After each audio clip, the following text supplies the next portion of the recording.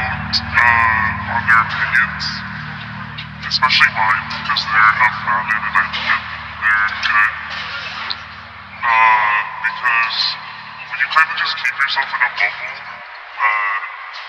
you turn into those lame conservative Republican assholes like Ben Shapiro.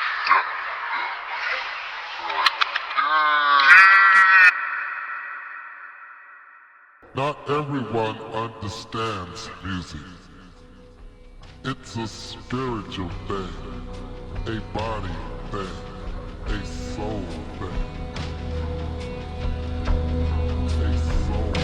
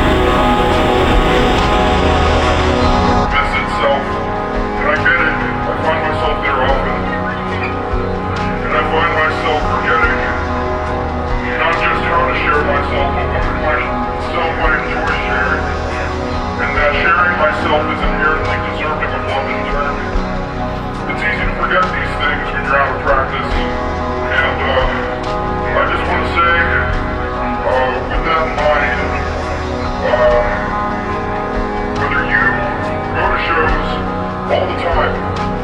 Whether you can drag yourself here tonight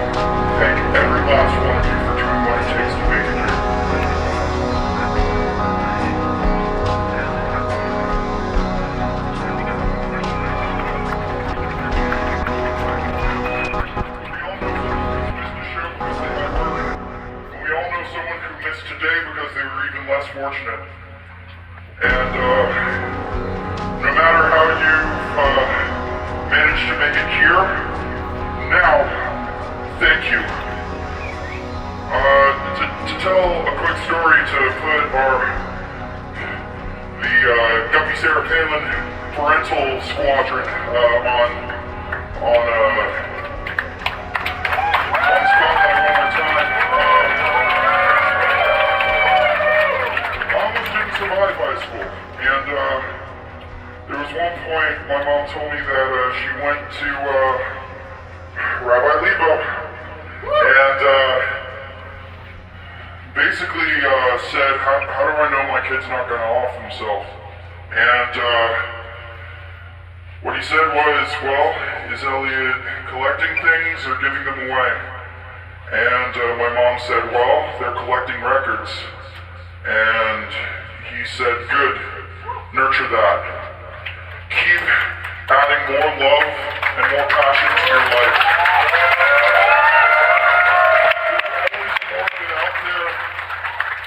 And I promise you, everyone you meet along the way will be thankful to share it with you.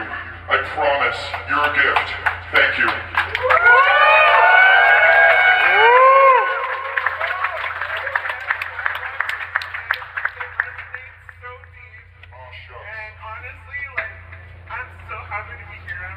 I'm happy to be here. Hey, sorry for the long speech. I think this next one's worth the wait. I think y'all like this one.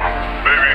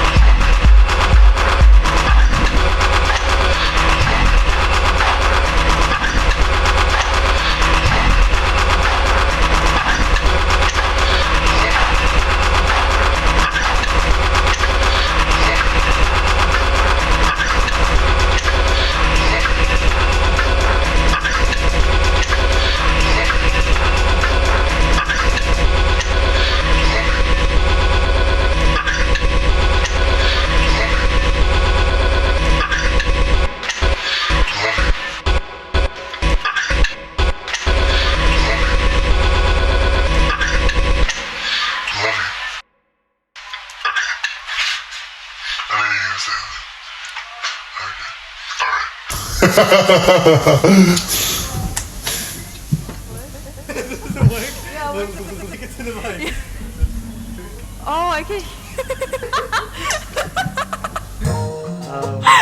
Tell me about the song. What do you like about the song?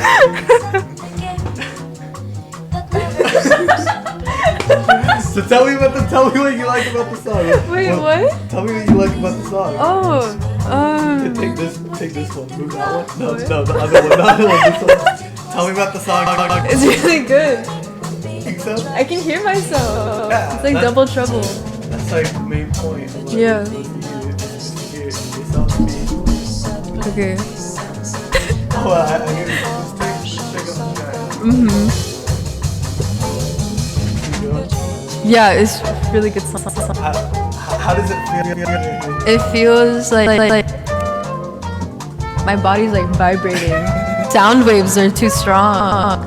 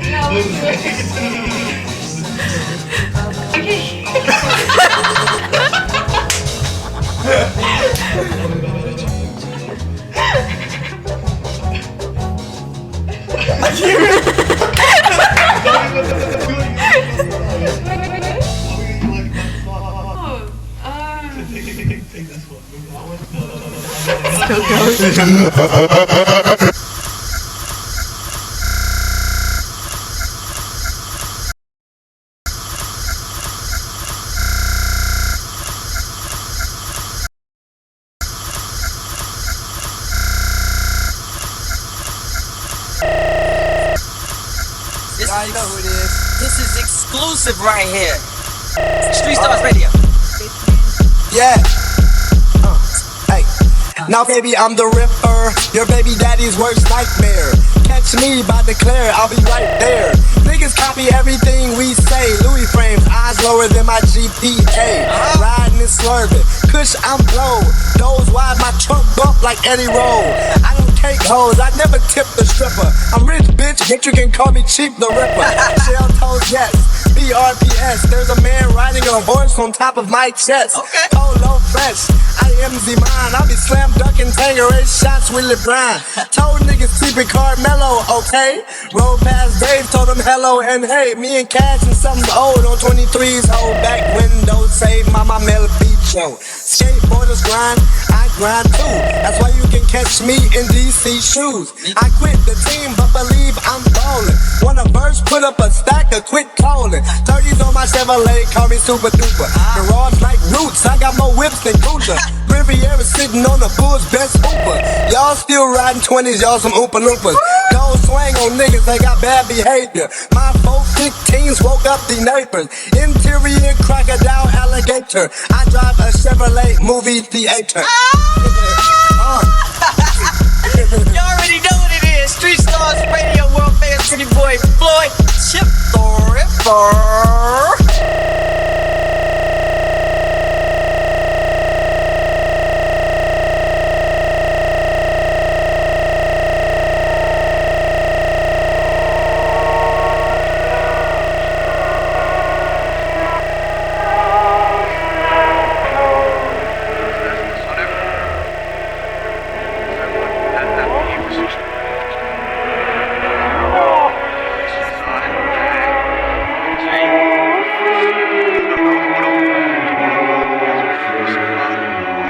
I was hearing someone complain about like quote unquote ugly models. You know what I'm saying? And how it's just gonna make like ugly people like feel better. And like to me that really resonated with me, man. But like my friend also said something about people being really insecure about themselves and like to make fun of other people. And I'm kind of thinking about that now. Like, what does he think of himself? You know what I'm saying? Like if he said I feel like the whole wanting to be desired thing is blowing up. That's all I'm gonna say. blowing up as Like its prevalence is increasing. It's a lot more common. do you see that's definitely because of the internet? I think it is because of the internet. A lot of it is just like comparing yourself to people on the internet, like you were saying with the ugly models. Saying that you're better than the ugly models. You still want to look like, you still saying that they're good looking models, and that implies that there's something to be aspired towards. Because it's just unattainable standards most of the time. You want to look a certain way that without copious amounts of surgery and stuff, you probably never will.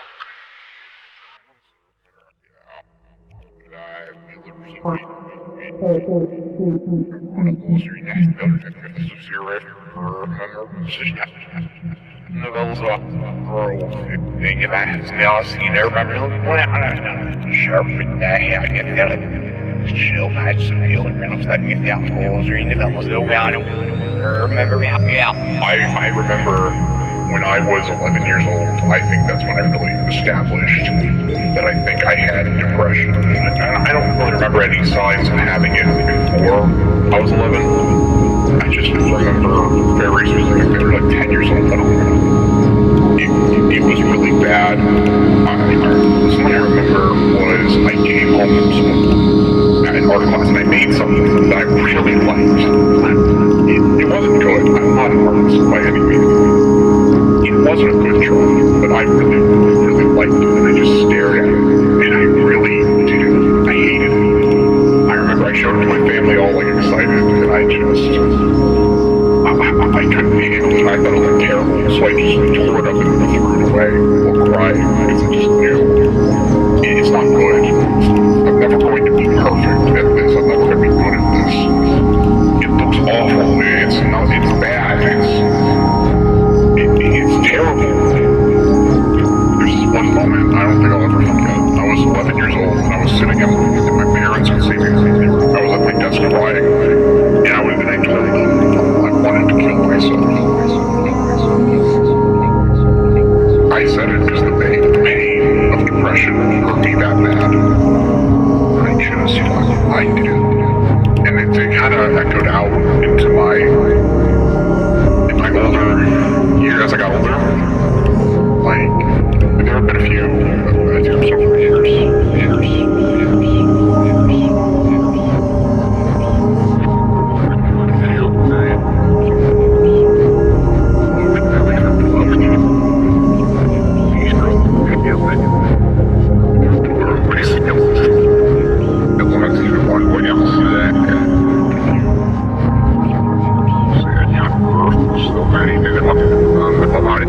asked her, I was like, so America, he's got the opportunity.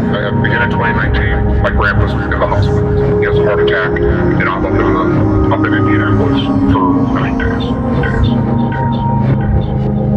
As I don't know if he's gonna live to see tomorrow. At like 13, maybe 12. I think I might be 12. And I had nothing to comfort me. I was just sort of alone. Anything that I could have used to comfort me, I didn't have. So I was, and my grandpa is a very big part of me. He still is. So this really hit hard, and he was in the hospital, in and out of hospitals. He was in the hospital for a year. He's fine now. Like, he still has to get in heart, but he's crazy. I wish I could describe him. I could describe him, but it's not relative to the point. And then my parents were pregnant with twins. And I have my first siblings, and I don't know how, and so it starts panicking me. And life is changing so quickly, and I feel neglected. Like, I feel like everything's moving too quickly for me. And we enter this 8th grade in a new school. That is terrible. It's awful. Like, they're doing a bunch of new changes. Nobody really understands what's happening. And I just remember 2020 hitting, and things like changed. Like, I had to leave school in 2019 because it was so mentally taxing for me. And I remember in when COVID hit, December of 2020 was the worst month of my life, and I think it probably. On December 1st, 2020, my uncle died.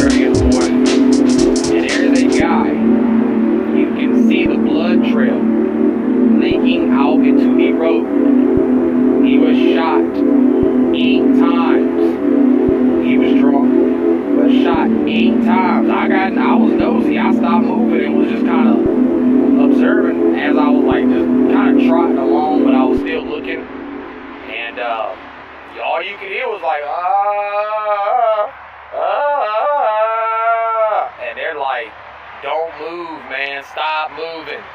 And he's like, oh, I can't breathe. And they're like, yeah, man, like, we know. And I didn't see the rest of it, but I'm pretty sure that guy didn't make it. So.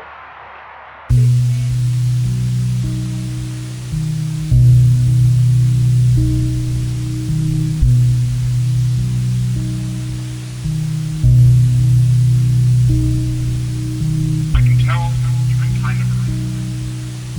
I don't know what it is. Just something doesn't fit right. You can have behaviors that are self-destructive. And that is not okay. It has gone beyond just self-sabotage and that you are hurting other people. Like you are mentally affecting the well-being of other people, especially people who really care about you. And you continuing down this path is only going to cause more heartbreak unless you do some genuine reconsideration. Maybe you just need something to fill the void that was left. I don't want to see anybody be that person who's not self-reflective, who is not trying their hardest to change. Because if you don't change, you're never going to learn. You're never going to learn. You'll never be the ideal version of yourself that you want. The ideal version of yourself that you want. You'll never be the ideal one. People think you're some bad person, because I'm sure deep down you are a really good person. You have hobbies, you have ambitions. You are more, what the people view you as more than just this person who hurts others, because that's not what I want you to believe in. That's not what I want you to believe in yourself as. I want you to be a good person, to be a good person, to be a good person, to be a good person, to be a good person, to be a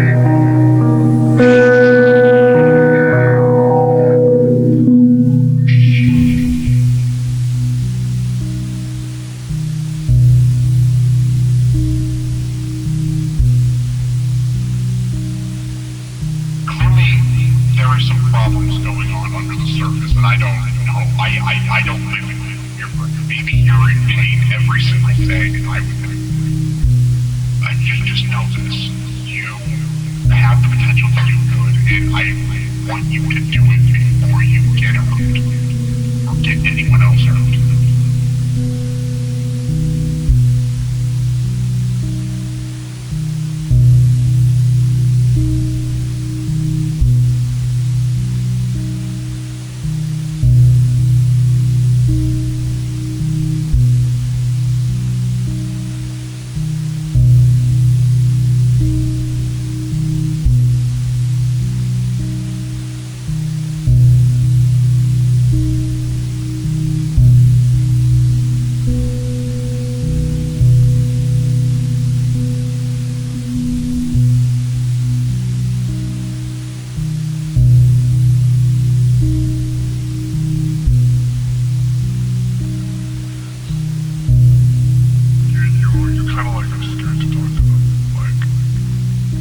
Why were you scared to talk to them? So you talk to like your friends, but you know you still go to school and stuff. You have your two friends, and with this, it's like your parents don't like really care what you do, and you kind of like hide the fact that like you're doing all these things and like getting away with things. Like they do care, but like you're like getting away with like this shit. And then you have that young adult. So it's not like everyday partying. It's more like a risk thing. Yeah, like the risk of like getting caught, like kind of like the dopamine rush, and then like the crash after that. Yeah. Okay. I guess it would still be the good end. Why? Because with that constant dopamine, you go cold turkey, and if you're trying to start anew in that type of headspace, I think it's worse than 5 years of depression started. Because you're fresh into it, rather than having been through 5 years ready, through 5 years ready, through 5 years ready, through 5 years ready, through 5 years ready, through 5 years, 5 years ready, through 5 years, 5 years ready, through 5 years, 5 years ready, through 5 years, 5 years ready.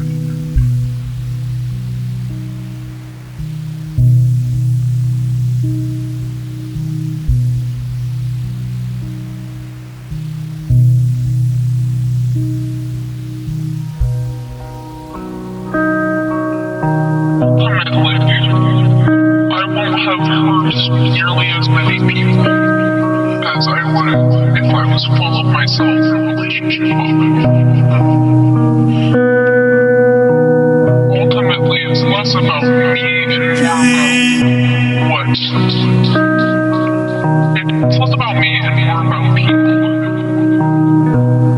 The amount of people I hurt in the way of really fixing myself, because at what point is it too late to fix myself? To fix myself. You can become a better person, but people are not going to forget when you've done it. When you've done it. When you've done it. When you've done it.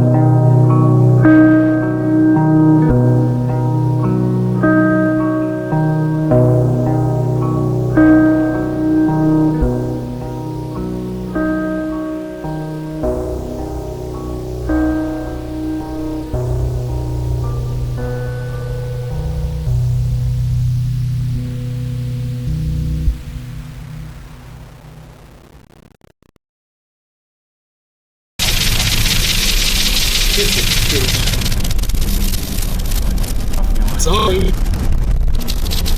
but you got to hear my side of the goddamn. You never got to hear from me. And the phone is big, and I put on fucking there's no one that is fucking rolling. All this time I got your backs, I would share with everybody, but then when I'm down, when I don't have any money, when I have I just sat by myself, I just felt like I didn't really have any true friends, I didn't really have anybody that cared about me, and the same thing would happen in class. If I a snack, I didn't have money, and I had nothing to eat, but I asked the same people that I shared with, like, hey, can I get a piece? And they would be like, no. That's when I realized nobody cares about you.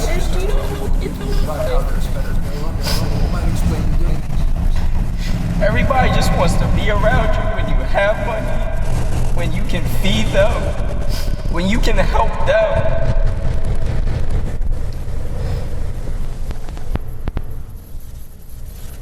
Nobody cares about you.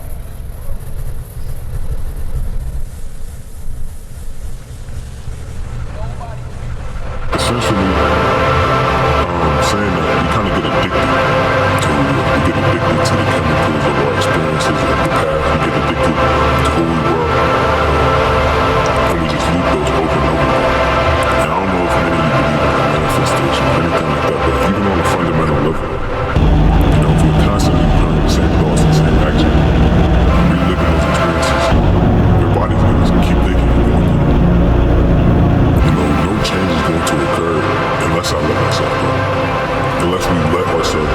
unless we make a change. And I'm not saying kind of intentionally change yourself. I'm not saying forget who you are and not neglect who you are. Because I feel like once you do that, I feel like, on a fundamental level, it might be easy to forget yourself or to act different. I can go out and act like a completely different person, but I feel like it's those cycles. I think the first step in letting yourself go, the first thing that I did was stop being ashamed of my own change and wanting to get better. Stop being ashamed of trying new things for myself. But like one thing I realized that you can't be ashamed of loving yourself.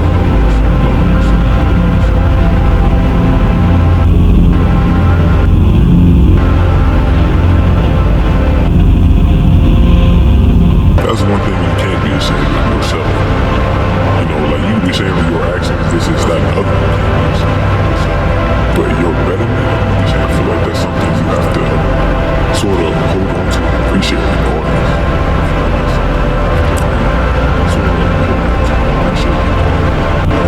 They have to be better myself or replace myself. You can't replace a bad habit by absence. You have to fill it with something good. I feel like you can't replace a bad habit by absence. You have to fill it with something good. I feel like all this time about your acts, I would share with everybody that when I'm down, when I don't have any money, when I have I just said I didn't really have any true friends. I didn't really have anybody that cared about me. And the same thing would happen in class. If I forget to bring a snack, I didn't have money and I had nothing to eat. And I asked the same people that I shared with, like, hey, can I get a piece? And they would be like, no. Actively going out and doing and like taking the steps necessary to go. That's when I realized and get that feature nobody cares about you. and I feel like a lot of people have vacancies inside themselves. Everybody just wants to be around. We like to fill it up with our previous experiences and our own inaction. And when I say comfort, I don't mean like don't be comfortable in the sense like don't be happy. I mean don't be comfortable in the sense that you think that's it. Don't be stagnant. I think there's so much more to life and so much more that we can experience as people that we fail to truly appreciate just out of our inability to realize our own change and realize our own potential to change.